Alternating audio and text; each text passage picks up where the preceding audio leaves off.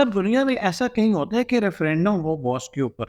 नहीं, ये corporate government में ऐसा कभी मतलब आप लगे कि आप लगे कि यार ये जो एचओडी है, हाँ जी, हाँ जी। तो अब ये एचओडी कैसा परफॉर्म कर रहा है? क्योंकि एचओडी तो सबके प्रेजर कर रहा है बैठ के ऊपर, हाँ, लेकिन नीचे वाले लोग अगर चाहें कि हमारा एचओडी ठीक नहीं है, रेफरेंडम तो खैर मैं नहीं कह सकता, लेकिन 360 फीडबैक एक सिलसिला होता है जिसमें आपके एक all rounded view of manager, जिसके अंदर उनके सब डायरेक्ट रिपोर्ट्स भी होते हैं, उसके पीयर्स भी होते हैं, उसके सीनियर्स भी होते हैं।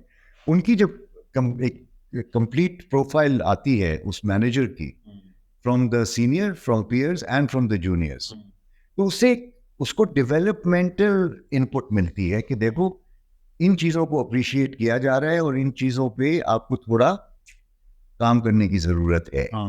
तो वो एक टूल है जो कि मिसयूज भी हुआ है, क्योंकि अगर मेरी ज़ाती आपसे कोई लड़ाई है तो मैं तो मौके की तलाश में हूँगा कि ये क्वेश्चनेयर आए तो मैं आपको ऐसे गंदे नंबर दूंगा, क्योंकि कभी कभी ज़ातियात आ जाती है। लेकिन सर अगर बॉस की जाती लड़ाई है तो ये तो इसके ऊपर कर सके, उसका इख्तियार है, लेकिन हम सबॉर्डिनेट का इख्तियार नहीं है। बहरहाल क्योंकि कॉर्पोरेट वर्ल्ड है, डेमोक्रेसी तो है नहीं। हाँ, लेकिन मैं ये वो तो नहीं सकता, लेकिन मुझे लगता है कि कहीं ना कहीं अनजस्टिस कंपनीज करती हैं। आप हैरान होंगे कि पीपल सर्वे हो रहे हैं, क्लाइमेट सर्वेज होते हैं इदारों में, बाकायदा सालाना ये एक्टिविटी हो रही होती है, पल्स सर्वे भी कहते हैं इसको।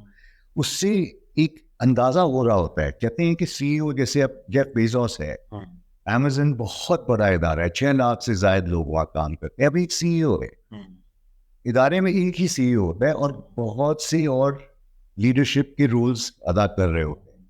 तो आप ये सोच सकते हैं कि कितने इश्यूज होते होंगे वहां पर। 6 लाख का अमला एक इदारे, अगर हर बंदा महीने में एक इशू भी रेज करे तो 6 लाख। आप गौर तो करें। तो अब सवाल ये है कि how do these people manage.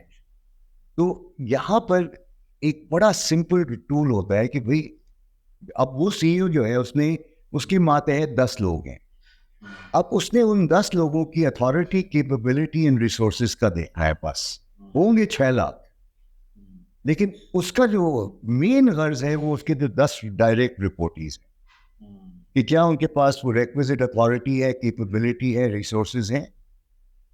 उसका तो फोकस उन 10 पे है।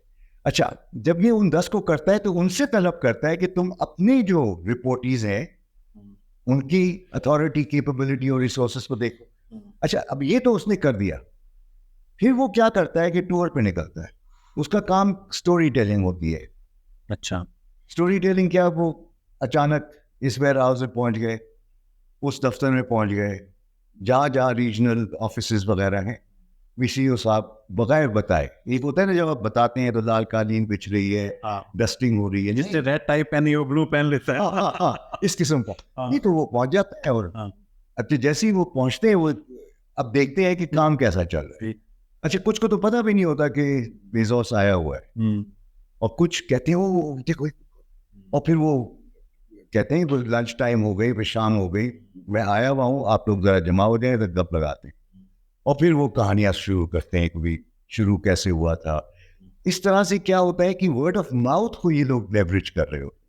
ये ईमेल और व्हाट्सएप वगैरह आप समझ लें कि है तो बड़ी ज़राए इब्लाग में सहूलत तो है, लेकिन वर्ड ऑफ माउथ का आज तक कोई नेमो बदल नहीं है।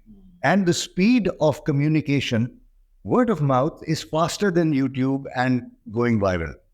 एक अच्छी बात आप किसी एक बंदे को बताए जिसके दिल को लग जाए, वो 10 को बताएगा, वो 10 जो है वो 10 को 100 को। अब आप exponentially you can reach the world population in less than a month. तो रिलीजन कितनी बड़ी एग्जांपल है उसकी। और क्या, हाँ, मतलब रिलीजन के जो मैसेजेस स्प्रेड हुए हैं वर्ड ऑफ माउथ पे, कोई सोशल मीडिया ने एक्सपोनेंशियल। हाँ जी। तो ये मैं बताना चाह रहा था कि बात कहाँ से कहाँ चली गई, लेकिन टर्नओवर के लिहाज से अगर देखा जाए तो इदारों को सिर्फ फोकस ये करना है कि आप रिक्रूटमेंट को सही करें। आप रिक्रूटमेंट में वो वादे करें, लेकिन recruitment is not one sided. अदारे अक्सर क्या करते हैं, इतने अपने आप को क्या टैलेंट को लेना है, टैलेंट को तो वो पैकेज भी अच्छा ऑफर करेंगे, माहौल भी बड़ा अच्छा सा दिखाएंगे, यानी कि बुड्ढी को दुल्हन बनाएंगे।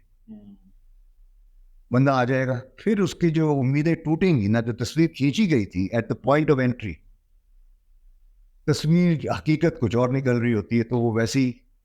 और अगर आप उस शख्स को पूरी हकीकत दिखा देते हैं, एक्सपोज कर देते हैं कि हम ये हैं और हम चाहते हैं कि बेहतरी आए, तुम किस तरह से इस इदारे में बेहतरी ला सकते हो, अब मैं बताओ, तो जितना आप खुल के बात करेंगे तो या तो वो शुरू में ही नहीं आएगा, और अगर आएगा तो समझ बूझ के आएगा।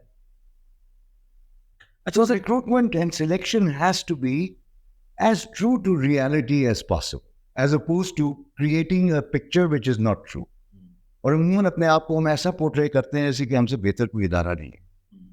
उससे बहुत मायूसियाँ होती हैं, क्योंकि भाई नो ऑर्गेनाइजेशन इज परफेक्ट, लेकिन सब इदारे का एक मिजाज होता है, उस मिजाज को समझ के फिर when there's a match of मिजाज बंदे का और इदारे का, और एक्सपेक्टेशंस भी मैच कर जाए, तो फिर रिटेंशन तो दूर की बात।